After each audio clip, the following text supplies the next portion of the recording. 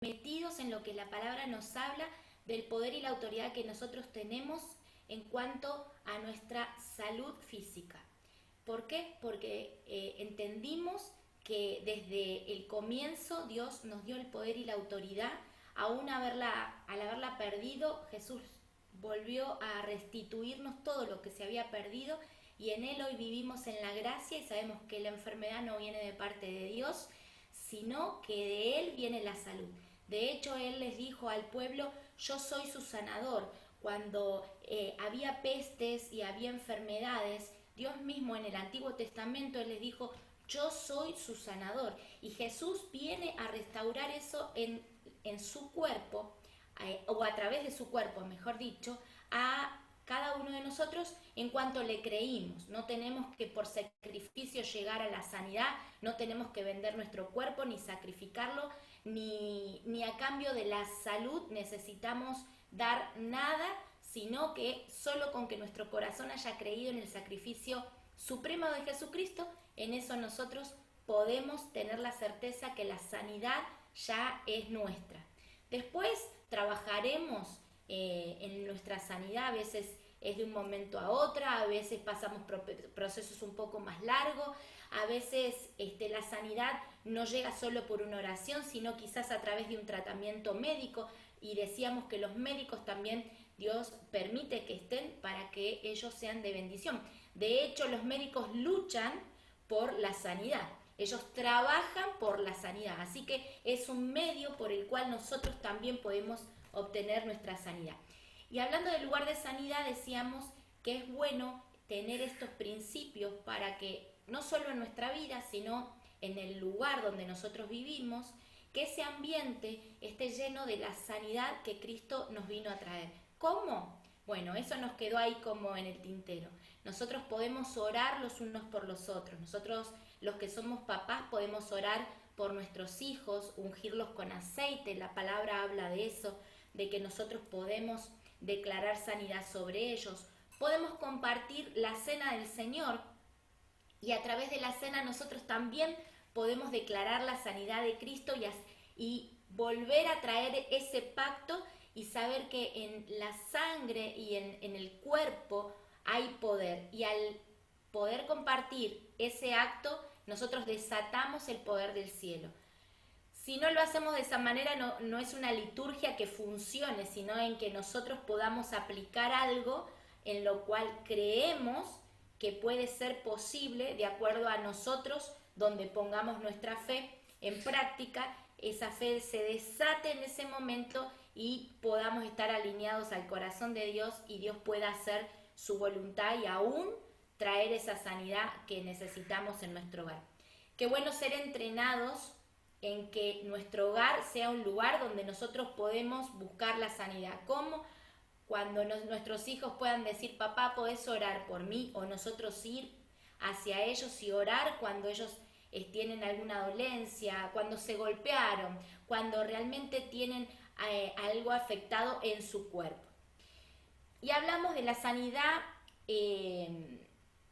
física, pero también hablamos que en nuestra casa podemos crear, y puede ser un ambiente y un lugar de sanidad psicoemocional y espiritual. Y lo dividimos, sabemos que somos seres integrales. Dios nos dio un cuerpo con alma y con espíritu, pero creemos que podemos trabajar en cada uno de esos aspectos, podemos identificarlos para ser fortalecidos y para identificar aquellas áreas en las cuales a veces estamos débiles, porque en momentos vamos a estar súper fuertes y en otros momentos de la vida nos vamos a encontrar haciendo agua. Vamos a estar ahí, como decíamos muchas veces, remando como en dulce de leche. Eso quiere decir que a veces nos cuesta mucho, porque son distintos momentos y procesos que vivimos, en los cuales podemos decir: todo lo puedo en Cristo que me fortalece, y saber y tener la certeza en que la vida que Jesús nos vino a ofrecer es una vida en abundancia en Él. Y teniendo eso en claro en nuestra mente, fortalecer nuestra fe y poder trabajar identificando qué es lo que nos está debilitando, cuál es nuestra área débil en este momento, personal y también en nuestra familia, con los que vivimos o con los que habitamos ese lugar que es nuestro hogar. Pueden ser a veces abuelos, a veces puede ser que tengamos hijos o no, que seamos recién casados o con muchos años de casado y estemos transitando eso, distintas etapas de nuestra vida, pero con los que estamos en casa es importante que nosotros podamos identificar cómo trabajar eso. Y no llevando o delegando la responsabilidad a otros, sino siendo nosotros protagonistas y responsables de poder buscar ese cambio, buscar ese ajuste que tengamos que hacer. Así que les voy a compartir acá en pantalla. Pablo, ¿me das los permisos? Sí, yo te. Y les voy a compartir y vamos a trabajar algunos aspectos. Creo que hoy vamos a llegar a la psicoemocional. Y está bueno porque si vos estás apuntando, que puedas guardar aquellos versículos que te van a fortalecer, que te van a guiar también. Y aquellos apuntes en lo que el Espíritu te esté hablando, porque seguro todos tenemos algún área para fortalecer. ¿Estamos? ¿Sí? Sí. Ah, perfecto. Bueno, así yo me voy a la presentación, ahí se las muestro. Y nos vamos a ir, que acá el cuadro quedó acá. Bien. Miren, acá el cuadro, la vez anterior habíamos hablado de salud física. Y quedó incompleto salud psicoemocional y salud espiritual. Yo hoy lo completé, pero creo que en la horita que tenemos no, va a ser como mucho para hablar y es preferible que hablemos quizás las características de cada una de estas para que podamos ahondar y trabajar, ya que nuestro encuentro es cada 2 semanas. Bueno, que nos deje meditar, que podamos meditar en esto y, como decía, poner las manos a la obra y trabajar. Nuestras vidas son templo del Espíritu Santo, eso es lo que habíamos hablado y en 1 Corintios 3:16 dice, ¿no saben que ustedes son templo de Dios y que el Espíritu de Dios habita en ustedes? Esto es una pregunta. Así que vamos a responder, bueno, a partir de hoy, si no lo sabíamos, lo sabemos o lo recordamos.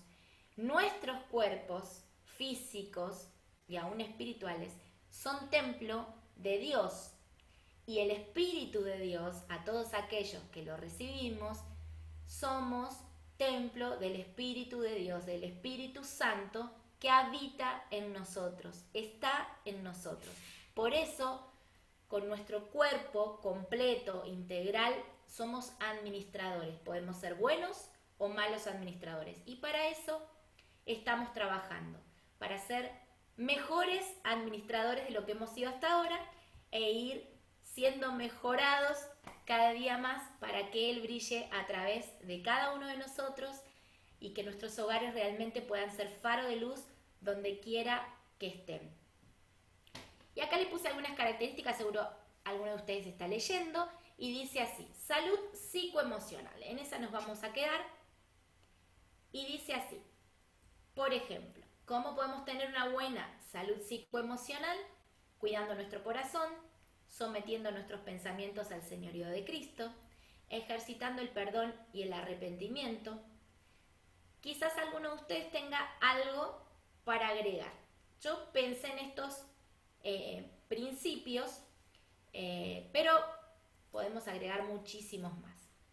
Pensando en lo que la palabra habla de lo engañoso que es el corazón, de que nosotros en nuestra mente es un campo de batalla y nuestros pensamientos tienen que estar sujetos al señorío de Cristo. Y ahora vamos a ver por qué. Ejercitar el perdón y el arrepentimiento, porque a veces nos falta un poquito de eso.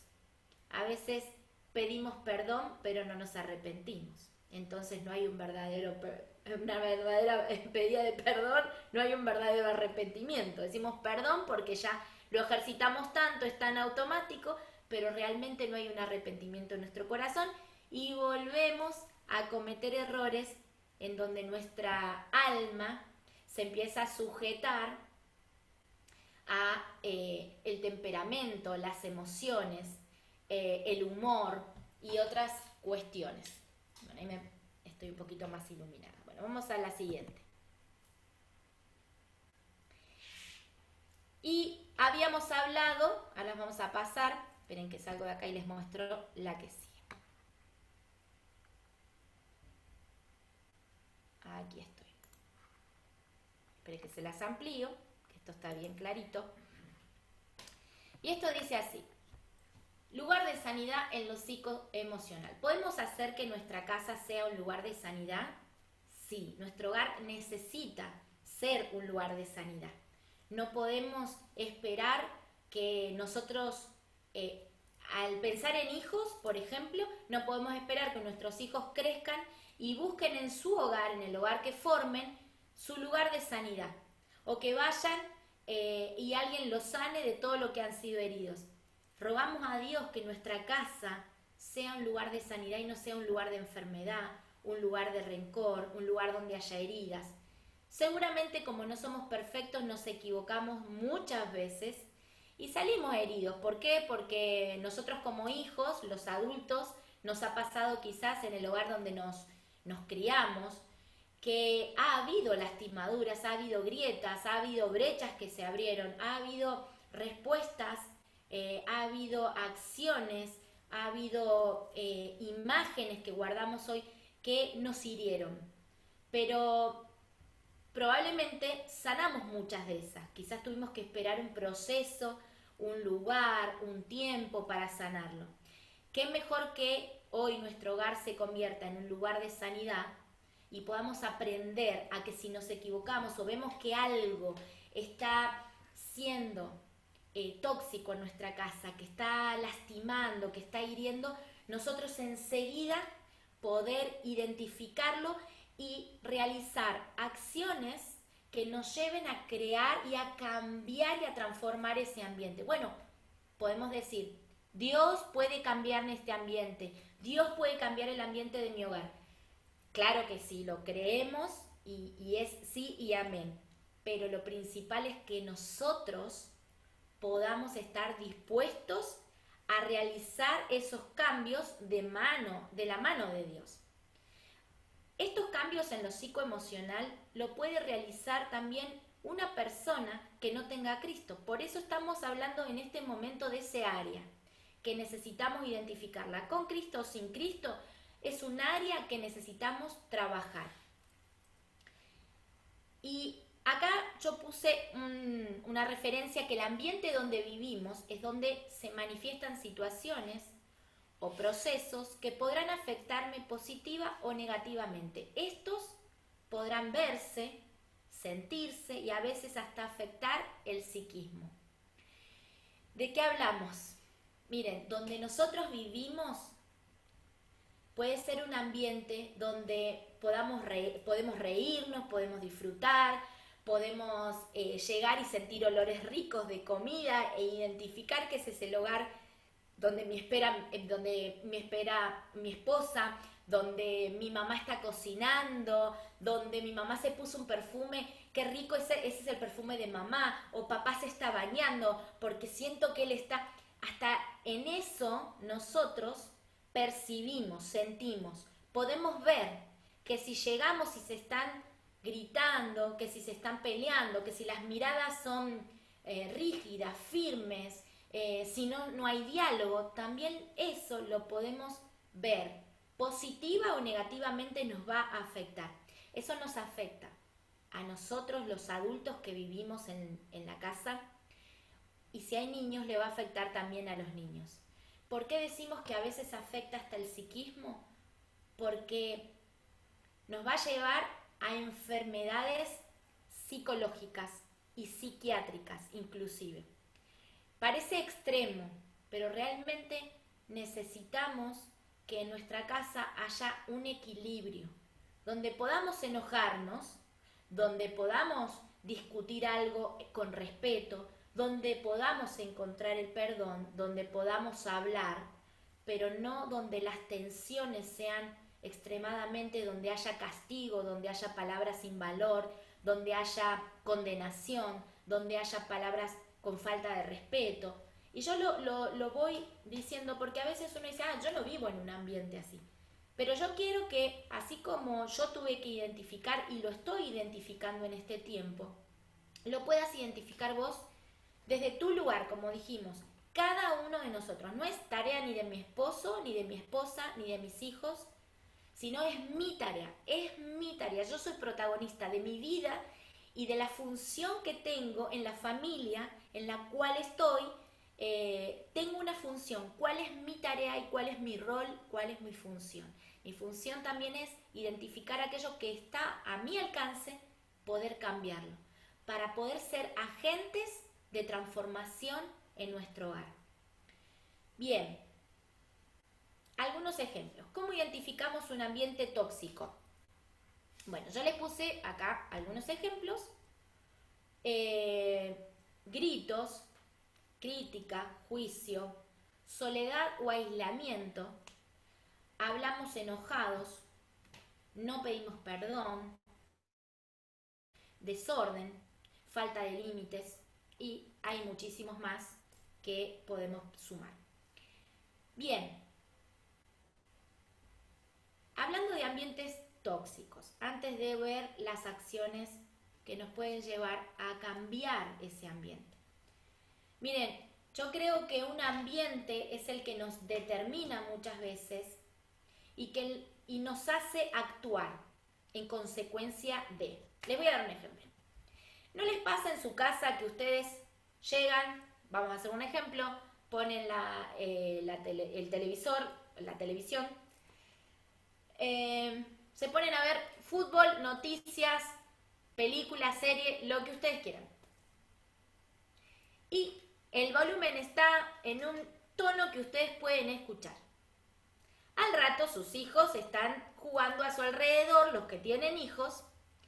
El que no tiene hijos no se los imagine, pero si es un hombre que se sentó a ver la tele, imagínense que ellos están ahí y es ruido permanente porque escuchan otras voces, además de las que emite el televisor.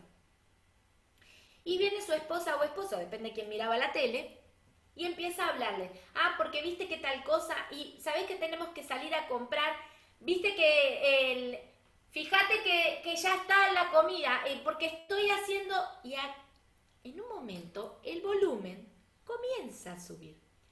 Porque está el volumen de la tele, el volumen de los niños, los que tenemos niños, y el volumen del otro que nos quiere contar o hablar algo encima, y nosotros en un momento parece que colapsamos. El que habla, el que mira la tele, el que está alrededor, el que está estudiando, etcétera, todos los que estamos en casa. Parece que el volumen va subiendo y va subiendo y va subiendo, y en un momento nos damos cuenta que estamos todos gritando, porque nos empezamos a contestar medio que a los gritos. Esa es una situación que a veces es cierta normalidad de encontrarnos en un momento de griterío. Y aunque no nos estemos tratando mal, creamos un ambiente donde los volúmenes ya no se escuchan porque nos hablamos uno arriba del otro y el sonido comienza a aumentar y terminamos hablándonos a los gritos.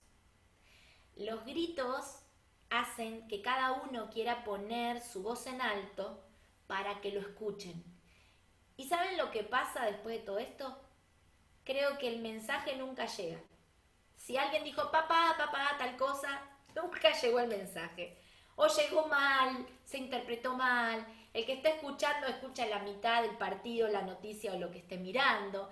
El que está hablando y está pidiendo o contando algo, habló la mitad de las cosas o se entendió un cuarto de lo que estaba hablando. Los gritos no nos llevan a nada bueno.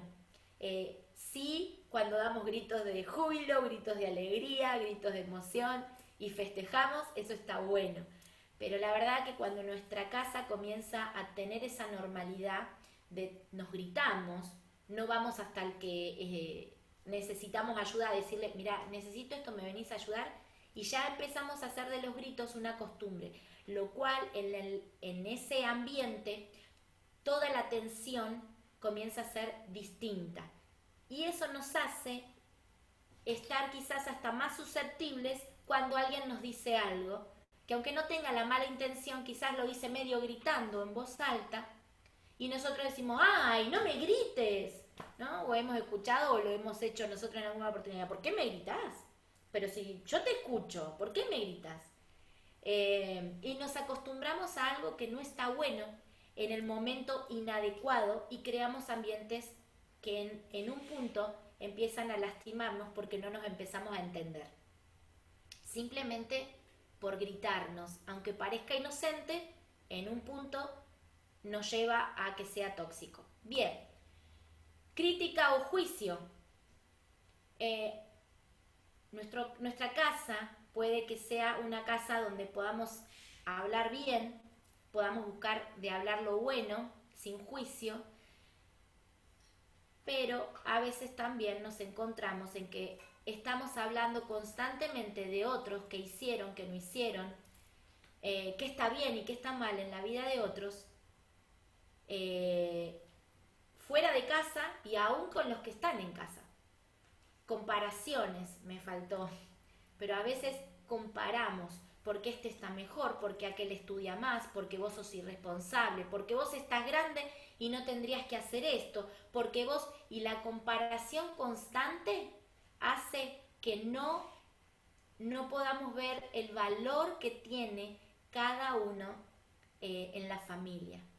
Papá tiene un valor, mamá tiene un valor, como esposos tenemos valor, los hijos tienen un valor, cada uno en su propiedad sin comparaciones. Entonces nos encontramos a veces emitiendo juicios de valor. ¿Por qué? Porque los comparamos constantemente. Y otro de los juicios que ellos ven también y críticas es que si nosotros nos sentamos a la mesa o estamos charlando, nos tomamos unos mates y como adultos comenzamos a criticar porque vemos lo peor, porque vemos la paja en el ojo ajeno constantemente, ellos se van a criar en un ambiente de crítica, lo cual ellos van a crecer con ese modelo para construir sus nuevos hogares, porque ellos van a buscar un esposo o una esposa que vivan y que hablen de crítica. ¿Por qué? Porque en casa fui formado de esta manera. Entonces, ¿qué acciones podemos realizar para crear un ambiente de sanidad y saludable? Bien, cuando estemos a los gritos, paremos, apaguemos lo que tengamos que apagar, bajemos la voz y digamos, momento, vamos a hablarnos, vamos a establecer ese principio en nuestro hogar. ¿Por qué? Porque no queremos salir heridos, queremos que nuestra casa sea un lugar de sanidad donde nos basamos en el respeto y en el escucharnos y en el poder hablarnos sin tener que gritarnos. Buscamos hablar lo bueno sin juicio y sin comparaciones. Dejamos la crítica de lado, dejamos el juicio, porque nosotros no somos jueces ni hemos sido llamados a ser jueces.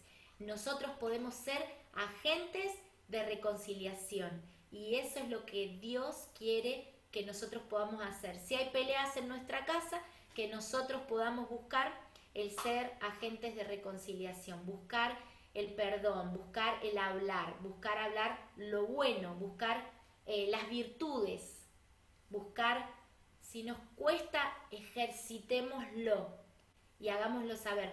Vamos a dejarlo. Si identificamos que empezamos a hablar en crítica o con juicio o en comparación, frenemos y decir, perdón, dejémoslo acá. Mejor hablemos de otra cosa. Y cambiamos la perspectiva, cambiamos nuestra manera de hablar. Soledad o aislamiento. No sé si vos te aislás, pero a veces algún integrante de la familia suele estar en soledad, busca esa soledad, busca aislarse. Y quiero decirte una cosa, la soledad y el aislamiento lo que van a producir y provocar es que tengamos una distorsión de la realidad. ¿Por qué buscamos a veces la soledad o el aislamiento? Porque no queremos escuchar lo que está pasando, no queremos estar con nuestros padres, con nuestro esposo o esposa, no queremos enfrentar aquello que tenemos que enfrentar, sea positivo o sea negativo, generalmente negativo. Pero nos lleva a aislarnos y empezar a pensar que los demás tienen la culpa, que nosotros tenemos la razón, que lo que dijeron o como nos miraron eso nos está lastimando, entonces nos aislamos, nos encerramos en nosotros mismos, nos encerramos en un celular, en una red social, no escuchamos, buscamos dormirnos antes, buscamos alguna actividad, trabajar más, no volver a casa.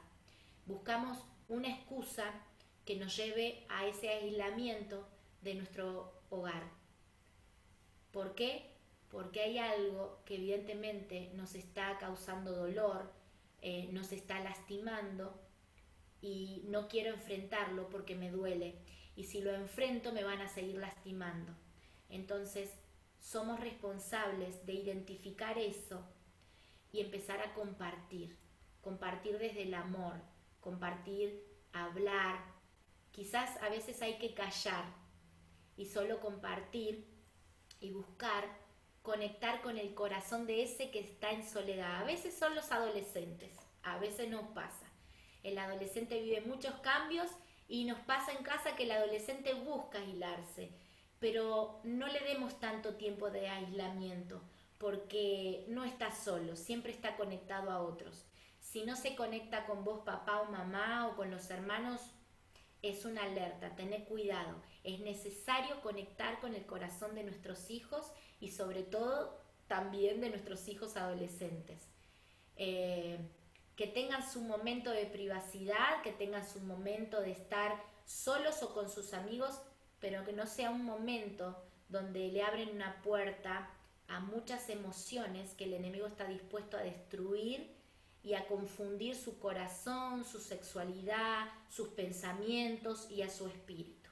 Así que estemos atentos porque esta es una puerta que muchos abren y que distorsiona la realidad. Viene a traer y a sembrar mentira. Compartamos, conectemos con el corazón de ese que se está aislando o que está en soledad. Es una puerta de bendición. Bien. Hablamos enojados. ¿A cuántos les pasa? Nos enojamos, hay algo que no nos gustó, que el otro nos parece que no hizo bien, o que le faltó, que no hizo las compras como le pedimos, que no se hizo cargo de algo, entonces nos tiramos contra el otro, nos enojamos, pero además hablamos enojados. ¿Qué quiere decir esto? Que podemos pecar cuando hablamos enojados. Y mucho podemos llegar a ofender. Por eso acá una acción que podemos realizar es identificar eso. Callarnos, nos callamos, antes de pecar puse acá yo y ofender, y luego hablamos. Vamos a poner nuestras emociones, las vamos a tomar y le vamos a decir, yo tengo el dominio sobre estas emociones, yo tengo el dominio sobre el enojo. Así que voy a callar mi boca, mi lengua, la voy a refrenar y voy a pensar antes de hablar.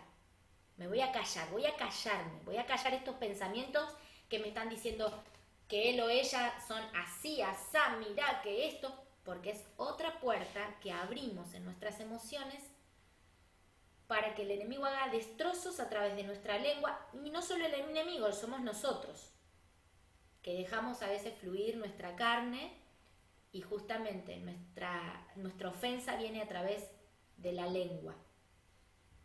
Así que tengamos cuidado, refrenemos nuestra boca y nuestra lengua, mordámosla si es necesario, hasta aprender a tener dominio propio. Callemos.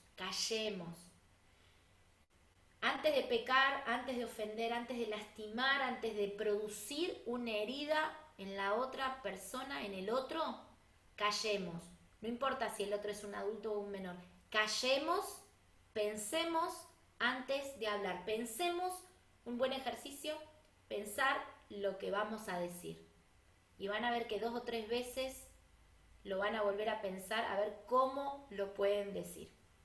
Usemos las palabras con amor y con sabiduría. Y cuando todavía no tenemos mucha sabiduría, con amor, con mucho amor, con empatía, con respeto. Y ahí puede salir una buena respuesta. Bien. Acá, no pedimos perdón. ¿Qué pasa cuando nos enojamos? Y hay algunos que somos muy cabeza dura, y no pedimos perdón. Y decimos, bueno, ya está, lo solucionamos, listo, ya está. Hola José, acá estamos. Bien, nos enojamos, pero después no pedimos perdón. Y el otro dice, no pediste perdón, yo te pedí perdón. Bueno, ya está, ya nos perdonamos. Y damos por entendido que ya estamos perdonados. Pero nosotros no pedimos perdón. Otra vez lo mismo, pero Erika, no pedimos perdón. Bueno, no, porque somos muy cabeza dura. Y ¿saben qué? Somos muy soberbios, muy soberbios. Y viene el otro y dice, ejercita el perdón, yo te pedí perdón, vos me perdonaste, pero vos no me pediste perdón. Y pero si ya nos perdonamos, si ya nos perdonamos. Y resulta que ya nos perdonamos, pero nunca salió de tu boca el perdón. Nunca salió de tu boca el perdón. Así que necesitamos ejercitar el perdón. ¿Por qué? Porque no depende del otro, como dijimos desde el principio, depende de mí poder humillar mi corazón, dejar la soberbia de lado y saber que yo no me estoy humillando ante el otro por pedir perdón, sino que yo me humillo delante de Dios y decimos, Dios mío, vos tenés que tomar control de estas emociones tan, que a veces no las puedo controlar, pero yo tomo dominio propio porque vos me diste este dominio, yo puedo controlar las emociones y puedo pedir perdón sin que me rebaje al otro. Y esas son mentiras, así que erradicala de tus pensamientos y de tus creencias. Pedir perdón no te hace menos, pedir perdón no te hace estar rendido a los pies del otro, sino que te hace una persona con amor en poder amar al otro y en poder amarlo como Jesús amó. Él mismo era un ser de perdón, Él nos enseñó el poder del perdón. Entonces, cuando vos creas que si le vas a pedir al otro vos te rendís, a quien te estás rindiendo es a Jesús para que Él haga su obra completa en vos, en tu matrimonio, en tu familia, en donde tenga que hacer la obra. Así que esa es una puerta que le podemos abrir en las emociones para que Dios también tome lugar y se fortalezca en esa área de nuestra vida. Bien, acá una de las acciones es pedirnos perdón y perdonarnos. ¿Por qué es importante? Porque cuando nosotros los adultos ya lo ejercitamos, es bueno que se lo enseñemos a los niños. ¿Cómo le enseñamos a los niños? Que cuando lastimaron a alguien, tienen que ir a pedir perdón. Tienen que reconocer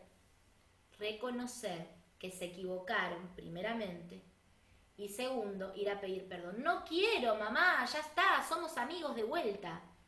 O somos hermanos y ya nos amamos y ya está todo bien. No importa, pedile perdón. Es necesario que enseñemos a pedir perdón. Y en esa disciplina los vamos a enseñar bien, vamos a educarlos bien, a que ellos puedan ser fuertes en esto, en poder pedir perdón, pero también lo principal, saber que tienen que arrepentirse y reconocer que se equivocaron. Eso cuesta mucho y en los niños ni les digo. A ver, comentario, Pablo, que acá no lo tengo. Léemelo. Que dice, cuando perdonamos nos liberamos de una carga pesada. Cuando perdonamos nos liberamos de una carga pesada. Exactamente. Es como si estuviésemos atados con una piedra al cuello y camináramos con la falta de perdón, asfixiados.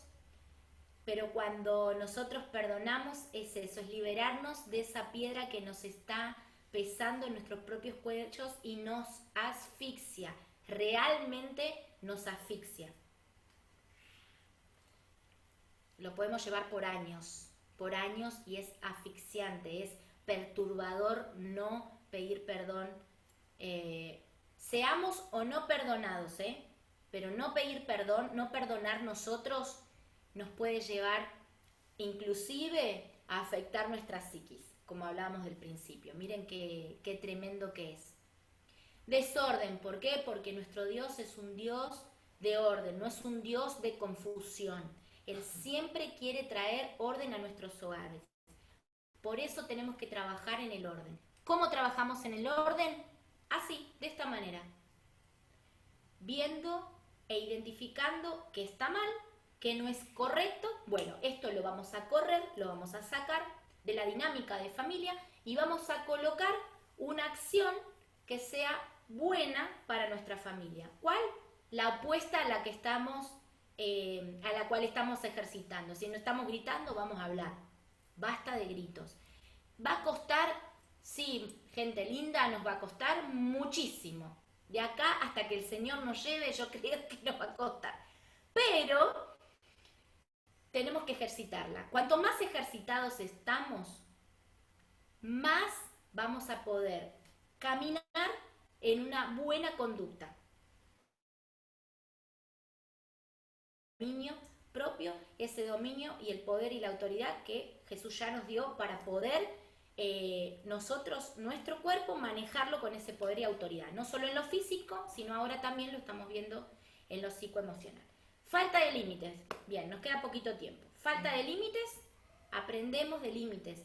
Ay, pero no sé cómo ponerle límites. Bueno, gente, yo después les puedo recomendar un libro muy lindo, lo estoy leyendo. Hay varios que hablan de límites, límites con mi entorno, con mi esposa, con mi esposo, con mis hijos, límites personales.